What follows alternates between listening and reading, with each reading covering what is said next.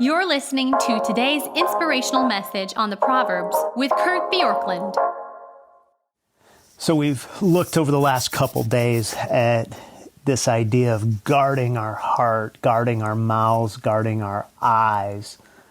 And Proverbs 4:26 and 27 tell us to guard our steps. Ponder the path of your feet, then all your ways will be sure. Do not swerve to the right or to the left. Turn your body away from evil. So let me just ask you, have you ever found yourself doing something or saying something that you had no intention to do or say? Have you ever wondered how you ended up so far down that path?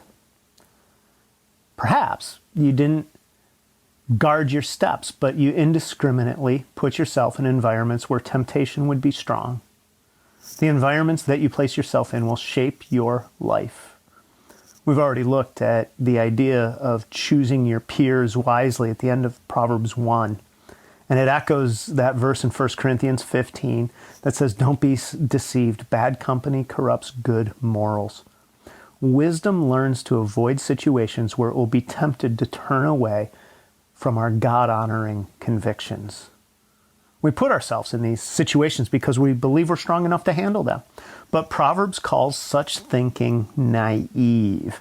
And the counsel of Proverbs is to avoid the situations where you know you will be tempted. This is true in Proverbs 5 and 7, and certainly here in this verse.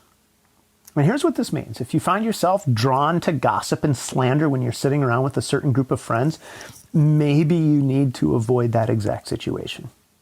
If you find yourself tempted to sexual lust, maybe you need to identify the times and places where lust is prominent and avoid those times and places.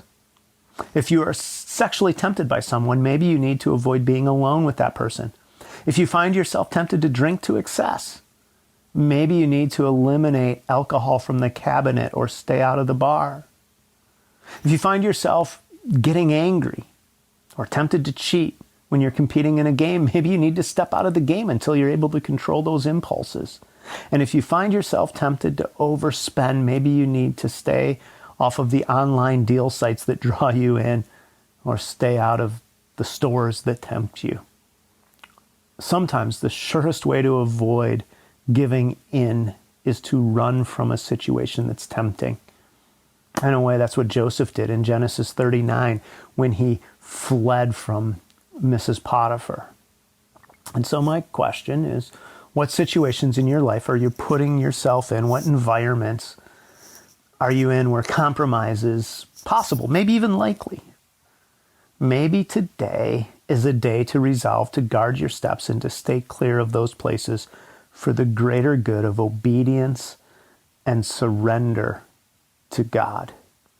I know that I've seen this situation or this principle play out several times in my life, and at different times it's been different situations, maybe bigger, darker things than the things that you might think of as not being quite as dark. But one of the temptations that I can sometimes have, especially in a ministry setting, is to want to say catty things about other ministry leaders, like pastors of certain churches and stuff, when I'm talking about them. Just, I don't know if it's my own desire just to feel good or just to be critical.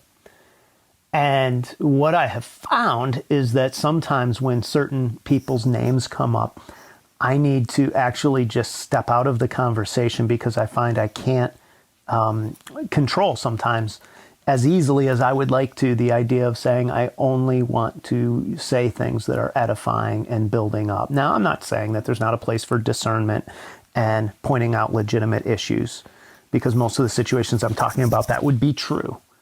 But what I'm saying is I know when there's a different level in my own heart that says I just want to throw a comment that is somehow disparaging because it makes me feel a little better. And rather than waiting until I'm in that situation saying, I'm going to take my feet out of that situation, is a good thing. And certainly there are much more significant situations for many of us But to say, I'm going to get out of a situation before the temptation becomes so strong that I don't resist is really a hallmark of wisdom. Thanks for joining us here today.